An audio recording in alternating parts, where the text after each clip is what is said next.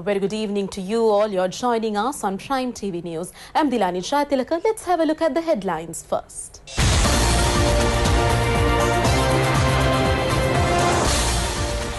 Prices of private hospitals will be regulated next week. The Amaradeva Aesthetic Research Bill is presented to Parliament. The Special High Court is geared to take up the first case. Third Randoli Perahara parades tonight. Australian Prime Minister clings to power, offers possible second leadership vote.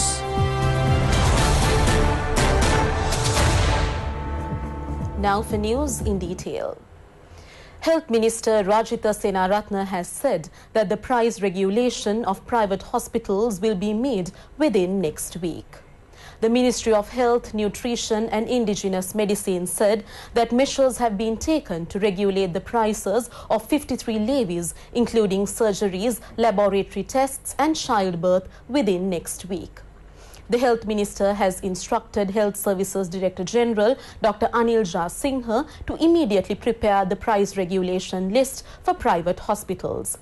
Accordingly, the related Gazette notification will be issued after the handing over of its final report within the next 2 days. The Special High Court is due to take up the first case for hearing tomorrow. It has been set up for the hearing of serious financial and fraud cases. The case filed against 4 individuals, including Gamini Senarath, the Chief of Staff of former President Mahinda Rajapaksa, is due to be taken up as the first case of the Special High Court. They are accused of misappropriation of a sum of 500 million rupees. The money given to the Canwin Holdings Company by Litro Lanka Gas Company has been illegally invested in the Helenco Hotel private company. The accusations have been made under the Money Laundering Act. Colombo High Court judges Sampath Vijayratne, Sampath Abekon and Shampa Janaki Rajaratne will be serving as the first bench of judges in this 3-bench Special High Court. The seeking of evidence of the case filed against former Sports Minister Mahindananda Alutgamage over the alleged misappropriation of a sum of 3.9 million rupees has been postponed for the 31st of October. He is accused of the criminal breach of trust in relation to a sum of 3.9 million rupees of the Sri Lanka Independent Workers' Congress Trade Union. Indictments have been filed under 3 charges with respect to the case. This case was taken up again before Colombo High Court Judge Sampath Vijayratne today. Hearing was postponed as Defence Party had not received the reports pertaining to the evidence hearing on the previous day of the case. Meanwhile, the judiciary today permitted Mahindananda Alutgamage to tour China from the 9th to the 17th of next month. Perpetual Treasury's owner Arjuna Aloysius and its Chief Executive Officer Kasun Palisena have been further remanded until the 30th of this month. The remand order was issued by Colombo Fort Magistrate Lanka Jayaratne. Minister Mahinda Samarasinghe has said that even though the report of the Delimitation Commission on Provincial Councils is not approved with a 2/3 majority, there is an alternative method of implementing it. The minister expressed this view at a media conference held at the Sri Lanka Freedom Party head office. The minister said that the Speaker should appoint a 5-member committee headed by the Prime Minister. This committee should submit a report to the President within 2 months. Parliament's 2/3 majority is not required if this report recommends that the Delimitation Committee report is acceptable and recommends its implementation as it is. This, he said, is the alternative method. Making inquiries from the minister on the visit of the Japanese Defence Minister, the journalists queried queried whether a port in the country was to be handed over to Japan. In response, Minister Mahinda Samarasinghe mentioned that no harbour in the country has been given to any country and that all ports are under the Ports Authority of Sri Lanka. The Hambantota harbour has been leased out and the Treasury has directly received a sum of $1.12 million. Two terminals are operative in the Colombo harbour with more shares of the private sector. The CIC terminal has been given by Mahinda Rajapaksa in the year 2011 to a Chinese company. He said that Japan have given a colossal amount for several years to develop the Colombo harbour. The third Randoli Perahera of the Senkadagala Asala Perahera festival will parade the streets tonight.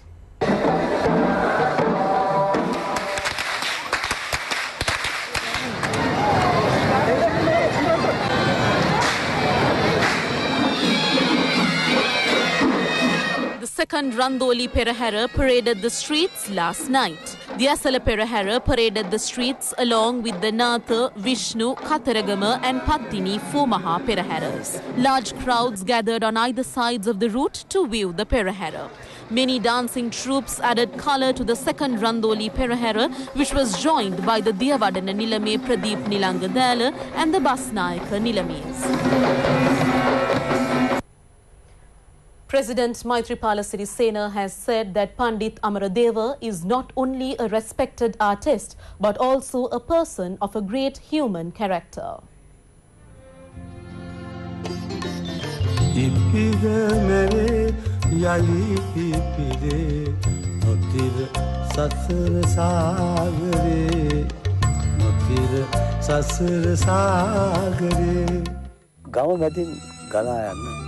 පානදුරා ගඟත් අනෙක් පසින් කලන මහමුදත් අතර පිහිටි මොරටුවේ කොරළවැල්ල නම් ගමේ උපන් මට සංගීතය පිළිබඳ අත්පොත් ලැබුවේ මගේ දෙමාපියන්.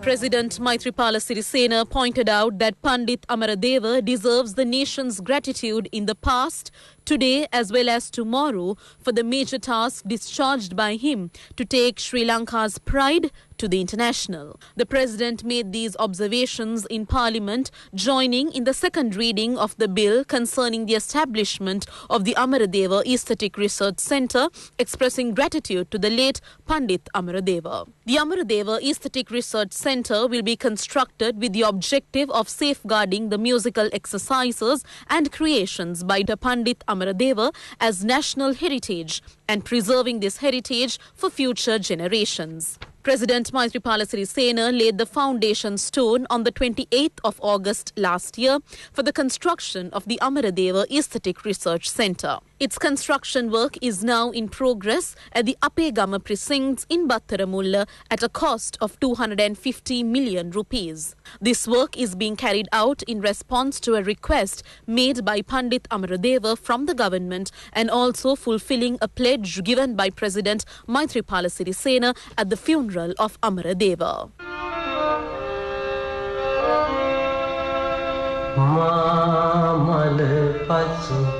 Sohon kote dugiyat liyanu mene dugiyat liyanu mene dugiyat liyanu mene.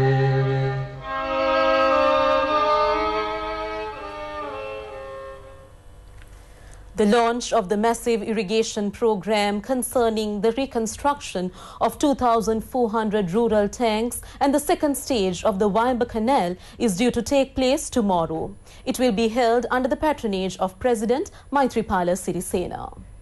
The program will begin at the auspicious time of 10 a.m. tomorrow at the Kumbukulava tank precincts in Polpitigama. The reconstruction of 2,400 rural tanks is planned. The main target of this project is to supply the irrigated water required by the dry zone following the reconstruction of the tank next work which had been defunct. Even the United Nations has praised this traditional irrigation technology.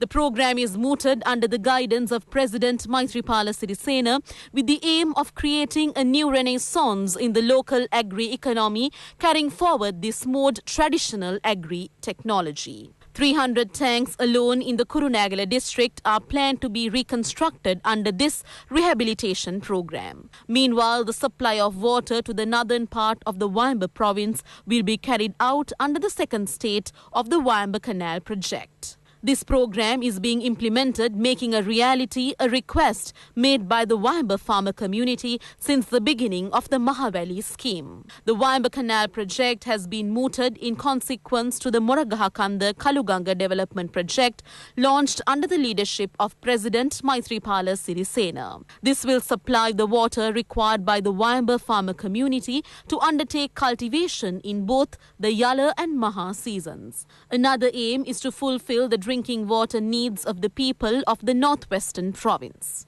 This will help containing the kidney disease that is spreading in the region due to the lack of pure drinking water. Around 105,000 acre-feet of Mahavali water will be carried through this scheme for the people of the Kurunegala district. The estimated cost of the project is 16,000 million rupees. It is slated to be completed by the year 2024.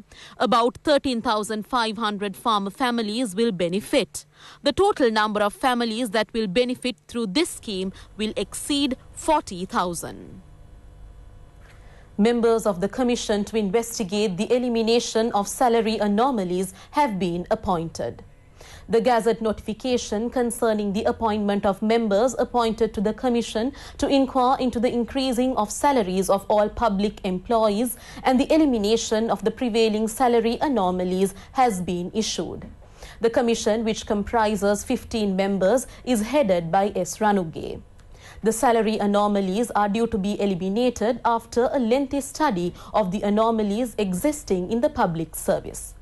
The Commission is vested with the task of submitting recommendations to bequeathing a better salary structure for the public sector employees as well as recruiting officers with qualification to the public service.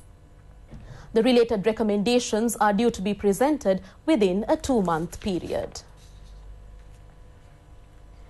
Parliamentarian Vijitha Herath has said that the country's sovereignty has been betrayed following the defence agreement signed with the United States while Gotabaya Rajapaksa was serving as the Secretary to the Ministry of Defence.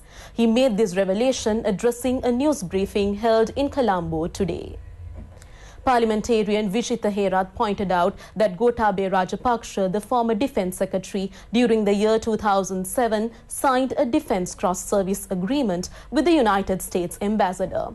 Based on this agreement, the US military at any time can establish camps within the island, and the government of Sri Lanka is bound to supply the camps the required food and drink and clothing while the camps are operative. He said that this agreement is valid for 10 years. This, he added, is a betrayal of the country.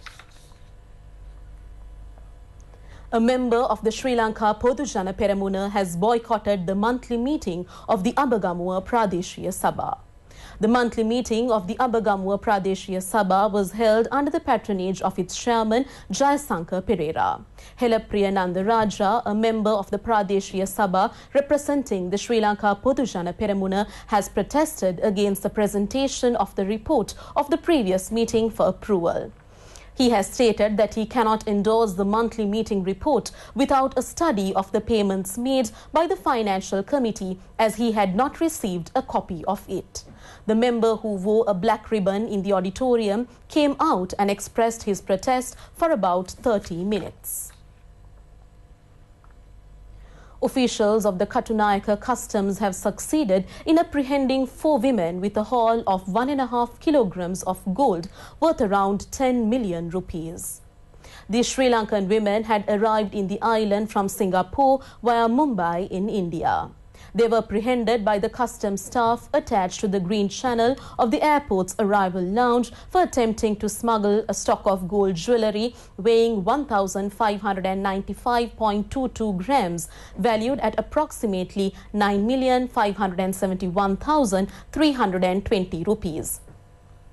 The suspects, who are aged 61, 67, 53 and 46 years, are reportedly residents of Piliyandala, Battaramulla, Mulleriyawa and Bambalapitiya areas. Deputy Customs Director Vipula Minuan Pitiya said that further investigations were being conducted. A statue of the Venerable Maduluave Sobita Thera have been unveiled in Anuradhapura. The Thera was a pioneer in the current political turnaround. The statue of the Venerable Maduluave Sobita Thera was unveiled at the Alapadgama Sri Sobitarama Vihara at Mahavilachya in Anuradhapura. The function was held under the patronage of the Mahanayaka of the Kotte Sri Kalyani Samagri Dharma Mahasangha Sabha, the Most Venerable Ittapane Sri Dhammalankara Thera. The event was organized under the guidance of the chief incumbent, the Venerable Alapadgama Revata Thera. The statue has been built from his personal funds. The large gathering of the clergy and the laity joined in the occasion. The Sri Lanka Navy has rescued 6 Indian fishermen who were drowning in the sea. They were rescued by the Navy officers and sailors of Sri Lanka Navy's fast gun boat on patrol attached to the Northern Naval Command. A fast gun boat which was on patrol in the Sri Lankan territorial waters had observed the drowning fishermen in the seas 15 nautical miles off Covillan Point Lighthouse, and the officers and sailors on board promptly reacted to rescue them. The rescued fishermen have been handed over to the Sayura Patrol vessel Uttara at Kankasanture. After providing basic first aid and medicine, the group of rescued fishermen was handed over to Kankasanture police for further investigations.